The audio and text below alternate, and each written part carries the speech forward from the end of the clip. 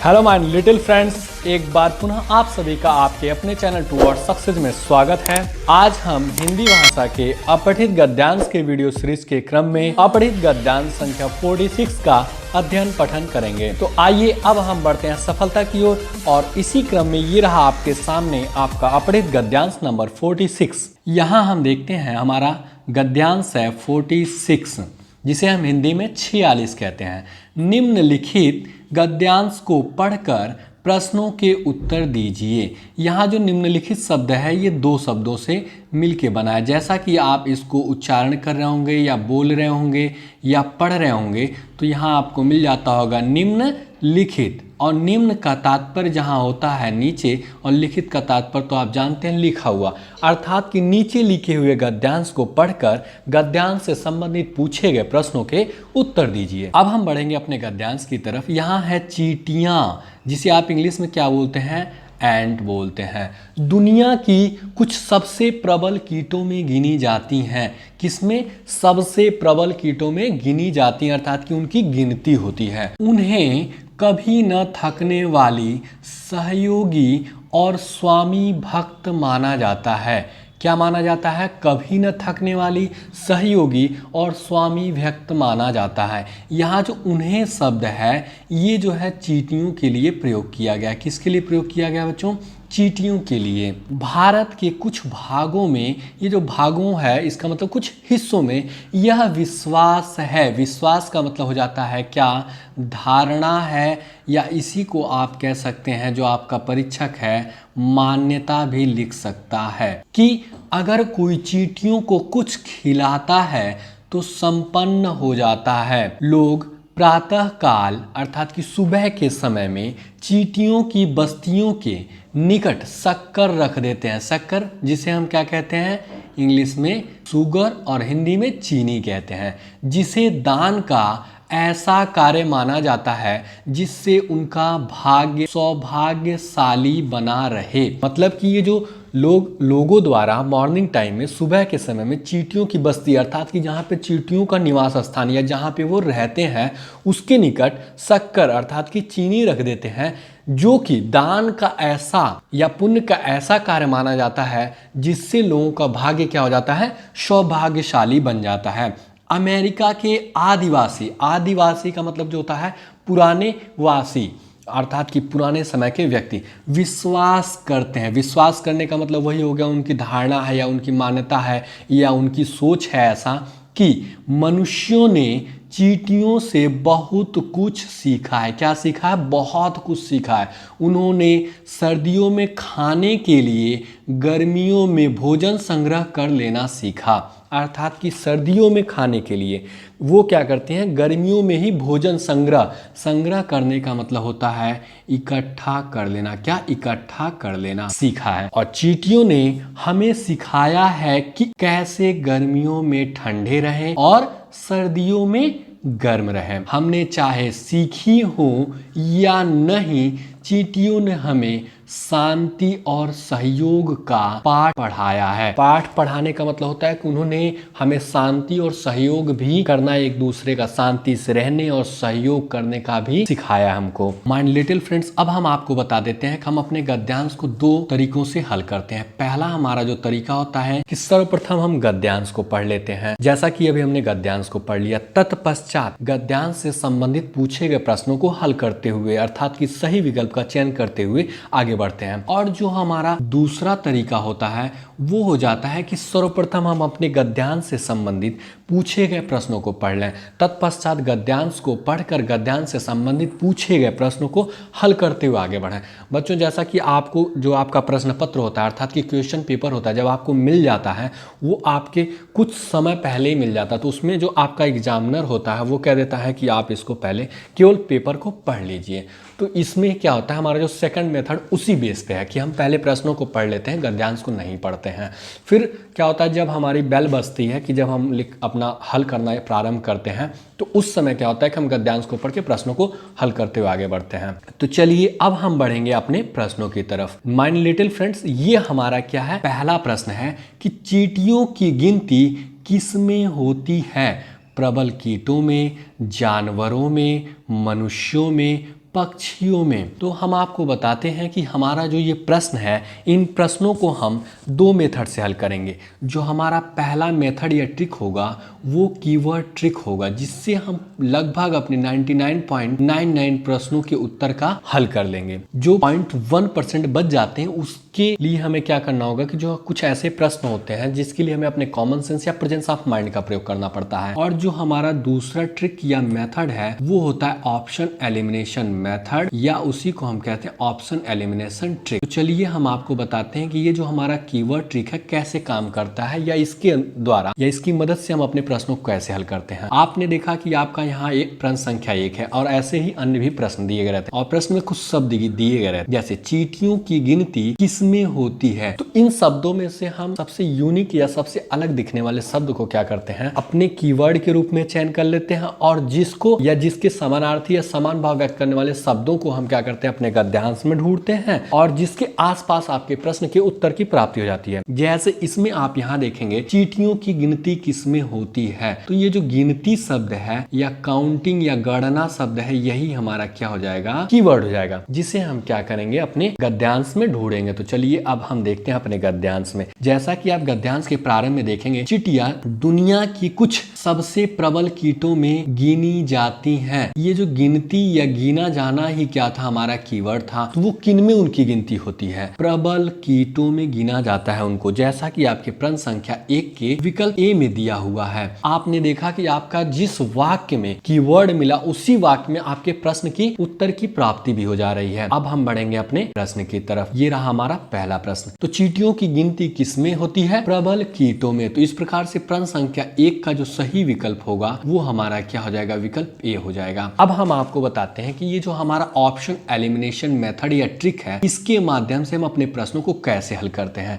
तो आप जानते हैं कि एक प्रश्न के लिए आपका 4 विकल्प, विकल्प ए, बी, सी, डी, यही 4 विकल्प प्रत्येक प्रश्न के लिए दिए रहते हैं। और यही जो 4 विकल्प होते हैं आपको OMR शीट अर्थात कि आपकी जो उत्तर पुस्तिका होती है उसमें भी दिया गया रहता है, जहां आप अपने सही विकल्प को गोला भरते हैं। तो हम आपको बताएंगे उन विकल्पों को या उन विकल्पों में दिए गए शब्दों को जिनका उल्लेख या वर्णन यदि आपके गद्यांश में नहीं किया गया है, उन विकल्प को आप गलत कर दीजिए और उनको अलग कर दीजिए, तथा लास्ट में अर्थात अंत में जो शेष विकल्प बच जाते हैं उन विकल्पों में से सबसे उचित या आप कह सकते हैं कि उपयुक्त विकल्प का चयन कर लीजिए। जैसे आप यहाँ देखेंगे कि प्रबल कीटों में, तो प्रबल कीटों का उल्लेख और वर्णन आपके गद्यांश में है। उसके बाद आप देखेंगे कि जानवरों में, आपका जो शब्द है ये जानवर शब्द, इनका उल्लेख और वर्णन आपके गद्यांश में नहीं किया गया है। तो ये आपका जब इसका उल्लेख और वर्णन नहीं है तो ये गलत है और ना ही आपसे गद्यांश से संबंधित है, तो ये आपका विकल्प भी गलत हो जाएगा। मनुष्यों में, आपने गद्यांश में देखेंगे कि मनुष्य शब्द की तो चर्चा की गई है, क्योंकि यहाँ बीच में बताया गया है कि अमेरिका आदिवासी विश्वास करते हैं कि मनुष्यों ने चींटियों से बहुत कुछ सीखा है, तो इनका भी उल्लेख और वर्णन तो आपके गद्यांश में मिल जाता है। फिर विकल्प डी देखेंगे, पक्षियों में, पक्षियों की अर्थात कि आप कह लीजिए इनको हम चिड़िया भी कहते हैं। क्या कहते हैं, चिड़िया भी कहते हैं, जिसको आप इंग्लिश में क्या बोलते हैं, बर्ड बोलते हैं। तो इनका उल्लेख और वर्णन आपके गद्यांश में नहीं किया गया, मतलब ये आपके गद्यांश से संबंधित नहीं है वर्तमान समय में, तो ये क्या हो जाएगा, हमारा गलत हो जाएगा। अब आपके पास विकल्प ए और विकल्प सी बच जाता है। तो आप देखेंगे चींटियों की गिनती किस में होती है, तो चींटियों की गिनती तो मनुष्यों में होगी नहीं, सीधी सी बात है। तो ये भी आपका विकल्प क्या हो जाएगा, गलत हो जाएगा। अब आपके पास विकल्प क्या बच रहा है, विकल्प ए बच रहा है, प्रबल कीटों में। तो यही हमारा क्या हो जाएगा, जो आप जानते हैं कि एक प्रश्न के लिए हमें एक ही विकल्प का चयन करना होता है। आपके पास एक ही विकल्प बचा है, आप जान गए हैं, आपको पता लग गया है कि विकल्प बी, विकल्प सी और विकल्प डी जो है ये 100% क्या है, इस प्रश्न के लिए क्या है, गलत है। 2 का तो आपके गद्यांश से संबंध ही नहीं है, तो वो ऐसे ही गलत हो गए। तो एक जो बचा है वो भी नहीं होगा, क्योंकि चींटियों की गिनती तो आपका मनुष्यों में होगी नहीं। तो इस प्रकार से आपका प्रश्न संख्या 1 का जो सही विकल्प या सही उत्तर होगा वो क्या हो जाएगा, विकल्प ए हो जाएगा। अब हम बढ़ते हैं अपने अगले और दूसरे प्रश्न की तरफ। यहाँ आप देखेंगे फ्रेंड्स, लेखक के अनुसार चींटियों को कैसा बताया गया है, कभी न थकने वाली, सहयोगी, स्वामी भक्त, उपर्युक्त सभी तरह की। ये जो उपर्युक्त शब्द है इसकी जगह आपका परीक्षक उक्त शब्द भी लिख सकता है, और इसकी जगह आपका एक शब्द और लिख सकता है, उसे हम क्या कहेंगे, उपरोक्त। इन तीनों का जो अर्थ होता है वो क्या होता है, ऊपर से होता है, अर्थात कि ऊपर के सभी तरह की बताया गया है। तो इस प्रश्न के लिए जो हमारा कीवर्ड होगा वो कैसा बताया गया है, ये जो बताया जाना है या बताया गया है, इसी को आप कह सकते हैं क्या, माना जाना या माना गया। और इसी को आप ये कह सकते हैं कि माना जाता है, अर्थात कि चिड़ी जो आपकी चींटियां हैं उनको कैसा माना जाता है या कैसा बताया गया है या उनके बारे में क्या बताया गया। तो ये हमारा क्या हो जाएगा, कीवर्ड हो जाएगा, जिसे हम क्या करेंगे, अपने गद्यांश में ढूंढेंगे और उसके माध्यम से हम अपने प्रश्न का सही विकल्प का चयन करेंगे। आप यहाँ देखेंगे उन्हें, अर्थात कि चींटियों को कभी न थकने वाली, जैसा कि आपके प्रश्न संख्या 2 के विकल्प ए में दिया हुआ है, और सहयोगी जैसा कि आपके प्रश्न संख्या 2 के विकल्प बी में दिया है, और स्वामी भक्त माना जाता है या उनको बताया गया है या उनका माना गया है। तो ये क्या हो गया, जैसा कि आपके प्रश्न संख्या 2 के विकल्प सी में दिया हुआ है। आपने देखा कि प्रश्न संख्या जो 2 है उसके 3 विकल्प हमें यहाँ प्राप्त हो जाते हैं। अब हम बढ़ेंगे अपने प्रश्न की तरफ और सबसे उपयुक्त विकल्प का चयन करेंगे। लेखक के अनुसार चींटियों को कैसा बताया गया, आपने देखा कि उन्हें कभी न थकने वाली भी बताया गया है, उन्हें सहयोगी भी बताया गया, अर्थात कि विकल्प बी भी सही है, उन्हें स्वामी भक्त भी बताया गया है, अर्थात कि ये भी क्या हो जाता है, आपका विकल्प सी भी सही हो जाता है। उपयुक्त सभी तरह की, अर्थात कि ऊपर के सभी तरह, आप तीनों विकल्प को तो चयन कर नहीं सकते हैं, तो इन तीनों विकल्पों का समर्थन करने वाले विकल्प का चयन करेंगे, जो कि हमारा विकल्प डी है कि उपयुक्त सभी तरह की। इस प्रकार से प्रश्न संख्या 2 का जो सही विकल्प होगा वो क्या हो जाएगा, हमारा विकल्प डी हो जाएगा। अब हम बढ़ेंगे अपने अगले और तीसरे प्रश्न की तरफ। यहाँ हमारा तीसरा प्रश्न है, भारत में चींटियों के संबंध में क्या अवधारणा है। मतलब ये जो अवधारणा शब्द है इसका मतलब हो जाता है कि उनके बारे में क्या माना जाता है या क्या सोचा जाता है। ये जो अवधारणा शब्द है इसका मतलब होता है कि उनका विश्वास क्या है या उनका मानना क्या है, क्या उनका मानना क्या है, कि जो उनको खिलाता है वह निर्धन हो जाता है, कि जो उनको खिलाता है वह संपन्न हो जाता है, कि जो उनको खिलाता है वह राजा बन जाता है, कि जो उनको खिलाता है वह विपन्न हो जाता है। बच्चों हम आपको यहाँ बता देंगे, ये जो आपका संपन्न शब्द है इसका जो विलोम शब्द अर्थात कि विपरीतार्थी शब्द जो हो जाता है वो क्या हो जाएगा, विपन्न हो जाएगा। अर्थात कि ये जो संपन्न है क्या है, संपन्न, और इसका जो विपरीतार्थी शब्द हो जाएगा विपन्न हो जाएगा, जिसका मतलब होता है निर्धन या गरीब से होता है। ये दोनों एक दूसरे के क्या हैं, विलोम शब्द हैं। क्या है, विलोम शब्द हैं। अब हम बढ़ेंगे अपने गद्यांश की तरफ और जो हमारा कीवर्ड विश्वास, मानना या अवधारणा है इसको हम क्या करेंगे, अपने गद्यांश में ढूंढेंगे, जिसके माध्यम से हम अपने प्रश्न का सही विकल्प का चयन करेंगे। तो यहाँ आप देखेंगे अपने गद्यांश में कि भारत के कुछ भागों में यह विश्वास है। मैंने आपको पहले ही बता दिया था कि विश्वास का जो समानार्थी शब्द है धारणा या मान्यता है, कि अगर कोई चींटियों को कुछ खिलाता है तो संपन्न हो जाता है, जैसा कि आपके प्रश्न संख्या 3 के विकल्प बी में दिया हुआ है। तो ये आपका क्या हो जाएगा, हमें प्रश्न संख्या 3 का उत्तर यहाँ से प्राप्त हो जाता है। हम बढ़ेंगे अपने प्रश्न की तरफ और सही विकल्प का चयन करेंगे। तो हमारा विकल्प क्या हो जाता है कि जो उनको खिलाता है। भारत में हमें देखना था कि जो उनको खिलाता है, अर्थात कि जो चींटियों को खिलाता है वह संपन्न हो जाता है। तो इस प्रकार से प्रश्न संख्या 3 का जो सही विकल्प होगा हमारा वो क्या हो जाएगा, विकल्प बी हो जाएगा। अब हम बढ़ेंगे अपने अगले और चौथे प्रश्न की तरफ। यहाँ हमारा चौथा प्रश्न है, लेखक के अनुसार चींटियों ने मनुष्य को क्या सिखाया है। सिखाया है या आप इसी को कह सकते हैं कि किस चीज का पाठ पढ़ाया है। ये जो सिखाना शब्द हो जाएगा इस प्रश्न के लिए हमारा जो हो जाएगा कीवर्ड हो जाएगा। अब हम अपने विकल्पों को देख लेते हैं। सर्दियों के लिए गर्मियों में खाना इकट्ठा करना, ये देखिएगा में 2 बार शब्द का प्रयोग कर दिया गया है। गर्मियों में ठंडे बना रहना, सर्दियों में गर्म रहना, उपर्युक्त सभी। तो अब हम बढ़ेंगे अपने गद्यांश की तरफ प्रश्न संख्या 4 का उत्तर जानने के लिए। आप देख लिए कि आपका जो कीवर्ड है आपके प्रश्नों को हल करने में कितना मदद कर रहा है। यहाँ आप देखेंगे उन्होंने, ये जो उन्होंने शब्द है चींटियों के लिए प्रयोग किया गया, क्योंकि ये जो चींटियां शब्द है संपूर्ण गद्यांश में आपका चींटियों का ही उल्लेख है। सर्दियों में खाने के लिए, गर्मियों में भोजन संग्रह कर लेना सीखा। क्या?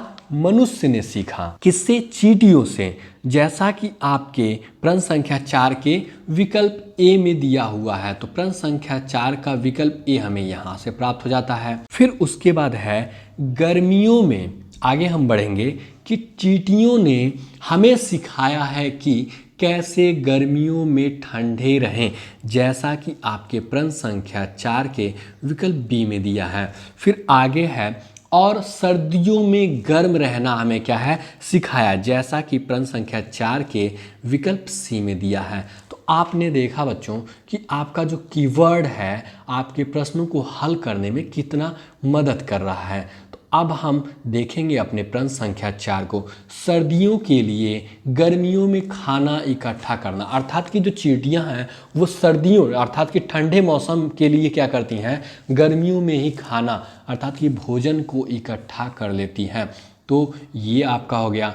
फिर गर्मियों में ठंडे बने रहना या बना रहना भी उन्हीं के द्वारा सीखा गया है कि गर्म मौसम में हम कैसे ठंडे बने रह सकते हैं। सर्दियों में गर्म रहना अर्थात कि जो ठंडी का मौसम उसमें हम अपने आप को गर्म कैसे रख सकते हैं, ये भी क्या है? उनसे हमने सीखा है। तो आप यहाँ देखें कि ये एक ही विकल्प का आप चयन कर सकते हैं। तो आप ऐसे विकल्प का चयन करेंगे जो आपका क्या है? तीनों विकल्पों को समर्थन दे रहा हो। तो यहाँ आपका जो विकल्प डी है इसमें लिखा है उपर्युक्त सभी। उपर्युक्त का मतलब मैंने आपको ऊपर ही बता दिया, जिसका तात्पर्य होता है ऊपर, अर्थात कि ऊपर के जो दिए गए सभी कार्य हैं वो क्या है? मनुष्यों ने चींटियों से सीखा है या चींटियों ने मनुष्यों को सिखाया है। इस प्रकार से प्रश्न संख्या 4 का हमारा जो सही विकल्प क्या हो जाएगा? विकल्प डी हो जाएगा। माय लिटिल फ्रेंड्स, अब हम बढ़ते हैं अपने अगले और 5वें प्रश्न की तरफ। यहाँ आप देखेंगे कौन विश्वास करता है कि चींटियों से मानवों ने बहुत कुछ सीखा है। ये जो मानव शब्द है इसको आप क्या कह सकते हैं? मनुष्य, जिसको इंग्लिश में आप क्या बोलते हैं? ह्यूमन बोलते हैं। क्या बोलते हैं? ह्यूमन बोलते हैं। तो आप देखेंगे भारत के निवासी, अमेरिका के निवासी, भारत के आदिवासी, अमेरिका के आदिवासी। तो इस प्रश्न में जो हमारा कीवर्ड हो जाएगा वो क्या हो जाएगा? सीखना शब्द ही हमारा क्या हो जाएगा? कीवर्ड हो जाएगा, जिसे हम अपने गद्यांश में ढूंढेंगे और सही विकल्प का चयन करेंगे। और इसमें आपका जो ये विश्वास करना शब्द है इसे भी आप अपने कीवर्ड के रूप में ले सकते हैं, लेकिन जो सीखना शब्द है यही हमारा क्या है? मुख्य कीवर्ड होगा। तो चलिए अब हम बढ़ते हैं अपने गद्यांश की तरफ प्रश्न संख्या 5 का उत्तर जानने के लिए। आप अपने गद्यांश में देखेंगे कि अमेरिका के आदिवासी, कहाँ के? अमेरिका के आदिवासी विश्वास करते हैं। ये जो विश्वास करना शब्द था ये भी हमारा क्या था? कीवर्ड था। है कि मनुष्यों ने अर्थात कि मानवों ने चींटियों से बहुत कुछ सीखा है। ये जो सीखना शब्द है ये हमारा क्या है? कीवर्ड था, मुख्य कीवर्ड था। किसने सीखा है? मनुष्यों ने चींटियों से। और ऐसा किसका मानना है? अमेरिका के आदिवासियों का मानना है, जैसा कि आपके प्रश्न संख्या 5 के विकल्प डी में दिया हुआ है। तो इस प्रकार से हमारा जो प्रश्न संख्या 5 का उत्तर हमें यहाँ से प्राप्त हो जाता है। माय लिटिल फ्रेंड्स, आप देख रहे हैं कि आपका जो कीवर्ड है आपके प्रश्नों को हल करने में कितना मदद कर रहा है, बहुत ही सहायक सिद्ध हो रहा है वो। तो अब हम देखेंगे भारत के निवासी, नहीं ये गलत होगा। अमेरिका के निवासी, अमेरिका के निवासी नहीं थे, वो अमेरिका के आदिवासी थे, भारत के आदिवासी, अमेरिका के आदिवासी। आदिवासी का मतलब होता है कि बहुत प्राचीन काल में जो रहने वाले लोग होते हैं उन्हें हम क्या कहते हैं, आदिवासी कहते हैं, जैसा कि आपके गद्यांश में दिया हुआ है। तो इस प्रकार से प्रश्न संख्या 5 का जो सही विकल्प होगा वो हो जाएगा हमारा विकल्प डी की अमेरिका के आदिवासी। अब हम बढ़ते हैं अपने अगले और छठवें प्रश्न की तरफ। लेखक के अनुसार चींटियों ने हमें कौन कौन सा पाठ पढ़ाया है? लेखक के अनुसार, ये लेखक शब्द आपको गद्यांश में नहीं मिला तो हम आपको बता देते हैं कि जो गद्यांश को लिखने वाला है उसे आप क्या कहेंगे? गद्यांश को लिखने वाले को आप लेखक कहेंगे। आपको मालूम है कि जो आपका गद्यांश है उसे किसी न किसी द्वारा जरूर लिखा गया होगा, तो गद्यांश को लिखने वाले को हम क्या कहेंगे? लेखक कहेंगे। या तो आप कह लीजिए गद्यांश के अनुसार, या गद्यांश को लिखने वाले के अनुसार, या लेखक के अनुसार चींटियों ने हमें कौन कौन सा पाठ पढ़ाया है? शांति का, सहयोग का, उक्त दोनों का, किसी का नहीं। उक्त का मतलब मैंने आपको इसके पहले ही बताया था, क्या? ऊपर से होता है, अर्थात कि ऊपर के दोनों पाठों को उन्होंने पढ़ाया है। तो इस प्रकार से इस प्रश्न में जो हमारा कीवर्ड होगा वो पाठ का पढ़ाया जाना ही हमारा क्या हो जाएगा? कीवर्ड हो जाएगा, जिसे हम अपने गद्यांश में ढूंढेंगे। तो चलिए अब हम बढ़ते हैं फ्रेंड्स अपने गद्यांश की तरफ, और प्रश्न संख्या 6 जो हमारा अंतिम प्रश्न है उस प्रश्न के लिए उत्तर को देखेंगे कहाँ से हमें प्राप्त होता है। तो आप अपने गद्यांश में देखा सबसे अंत में, हमने चाहे सीखी हो या नहीं, मतलब हमने सीखा हो या पाठ को पढ़ा हो या नहीं पढ़ा हो, चींटियों ने हमें शांति और सहयोग का पाठ पढ़ाया है। ये पाठ का पढ़ाया जाना हमारा क्या था? कीवर्ड था। आप देखेंगे जिस वाक्य में आपका कीवर्ड मिला उसी वाक्य में आपके प्रश्न की उत्तर की प्राप्ति हो जा रही है। जैसा कि आपके प्रश्न संख्या 6 के विकल्प ए में दिया हुआ है कि उन्होंने हमें क्या है? शांति का पाठ पढ़ाया, और जो प्रश्न संख्या 6 के विकल्प बी में दिया है हमें सहयोग का भी उन्होंने पाठ पढ़ाया था। तो इस प्रकार से आपने देखा कि आपके प्रश्न संख्या 6 का उत्तर आपको गद्यांश के अंत में प्राप्त हो जा रहा है। तो चलेंगे अब हम अपने प्रश्न की तरफ और सही विकल्प का चयन कर लेंगे। हमारा क्या था? शांति का, जैसा कि आपके विकल्प ए में दिया हुआ है। तो जो आपकी चींटियाँ थीं उन्होंने हमें शांति का भी पाठ पढ़ाया है, और उन्होंने हमें सहयोग का भी क्या है? पाठ पढ़ा। ये सहयोग का मतलब हो जाता है, इसका समानार्थी शब्द आपका परीक्षक इसकी जगह सहायता भी यूज करता है या मदद शब्द का भी यूज कर सकता है, जिसको आप इंग्लिश में बच्चों क्या बोलेंगे? हेल्प बोलते हैं। सहयोग, सहायता या मदद करना, उसको इंग्लिश में बोलते हैं हेल्प। ये क्या है? तीनों आपस में समानार्थी अर्थात कि समान अर्थ व्यक्त करने वाले शब्द हैं। तो आप जानते हैं एक ही विकल्प का चयन करेंगे। विकल्प सी को देखते हैं तो ऐसे विकल्प का चयन करेंगे जो क्या है? विकल्प ए और विकल्प दोनों बी दोनों का समर्थन कर रहा हो। विकल्प सी क्या है? देखते हैं, उक्त दोनों अर्थात कि ऊपर के दोनों पाठ को हमें सिखाया। तो ये तो सही बात है कि ऊपर के दोनों जो पाठ है शांति का और सहयोग का, इसका हमें चींटियों ने सिखाया, चाहे हम उसे सीखे हो या नहीं सीखे हो। तो इस प्रकार से प्रश्न संख्या 6 का जो सही विकल्प होगा वो हमारा क्या हो जाएगा? विकल्प सी हो जाएगा। माय लिटिल फ्रेंड्स, आप यहाँ देख रहे होंगे कि आपको एक गद्यांश से 6 प्रश्न पूछे गए, लेकिन मैं आपको आपकी जानकारी के लिए बता देना चाहूँगा कि चाहे आप जैसा कि नवोदय विद्यालय की प्रवेश परीक्षा की तैयारी कर रहे हो, या किसी विद्यालय की प्रवेश परीक्षा, या किसी प्रतियोगी परीक्षा की तैयारी कर रहे हो, तो आपको एक गद्यांश से अधिकतम 5 ही प्रश्न पूछे जाएंगे। लेकिन यहाँ आपके अपने चैनल टुवर्ड्स सक्सेस द्वारा एक गद्यांश से बनने वाले हर संभावित प्रश्नों को आपके सामने लाया जा रहा है, प्रस्तुत किया जा रहा है, जिसका मुख्य उद्देश्य यही है कि आप अधिक से अधिक अध्ययन कर सकें, पठन कर सकें, अभ्यास कर सकें, और जिससे क्या हो? आपके निर्णय लेने की क्षमता में वृद्धि हो, अवृद्धि हो, और साथ ही साथ आपके मानसिक और बौद्धिक विकास में भी वृद्धि हो, तथा जो आपका शब्दकोश अर्थात कि जो आपकी डिक्शनरी पावर या वर्ड पावर है उसमें भी क्या हो? वृद्धि हो। जैसे कि आप मान लीजिए किसी चीज़ को बार बार क्या करते हैं? अध्ययन करते हैं। अध्ययन करने का मतलब क्या होता है? पढ़ते हैं। तो जब आप उसको बार बार पढ़ेंगे तो वो आपकी क्या हो जाएगा? आदत में आ जाएगा। तो उससे आप क्या कहने लगेंगे? अभ्यास कहने लगेंगे, और ये चीज़ क्या होगी? आपकी आदत में आ जाएगी। जब ये आपकी आदत में आएगी तो धीरे धीरे क्या होगा, आपके निर्णय लेने की क्षमता बढ़ेगी। मतलब आपके प्रश्नों के जो सही होने का या शुद्ध होने का जो क्रम होगा या संख्या होगी या मात्रा होगा, उसमें क्या होगा, इंक्रीजमेंट होगा। और रिजल्टेंट मतलब उसका जो परिणाम होगा, आपको क्या मिलेगा कि आपके अंदर तेजी आ जाएगी। अर्थात कि जो आपकी स्पीड होगी, आपको प्रश्नों को हल करने की जो गति होगी, उसमें क्या हो जाएगी, तेजी आ जाएगी, मतलब वृद्धि हो जाएगी। इसलिए आपके अपने चैनल टू और सक्सेस द्वारा एक गद्यांश से अधिक अर्थात कि हर संभावित प्रश्नों को आपके सामने लाया जा रहा है और रखा जा रहा है। तथा अंततः मैं आपको बता दूं माय लिटिल फ्रेंड्स, आप आज के पढ़े गए गद्यांश का नीचे दिए गए डिस्क्रिप्शन बॉक्स में जाकर आप पढ़ सकते हैं और वहां से अभ्यास कर सकते हैं। प्यारे बच्चों, अब इसी के साथ आपका आज का क्लास समाप्त होता है। हमारी आपकी मुलाकात फिर कल अगले वीडियो में होगी। My dear and loving students, यदि आपको हमारा यह वीडियो पसंद आया हो तो वीडियो को लाइक एवं शेयर जरूर करें। यदि आपके मन में किसी प्रकार का प्रश्न हो या हमारे लिए कोई सुझाव हो तो नीचे कमेंट बॉक्स में कमेंट जरूर करें। एवं हमसे जुड़े रहने के लिए आपके अपने चैनल टुवर्ड्स सक्सेस को सब्सक्राइब अवश्य करें। वो पास में बने इस बेल आइकन को जरूर दबाएं, जिससे आपको हमारे हर एक नए वीडियो का नोटिफिकेशन मिलता रहे। A lot of thanks for watching this video.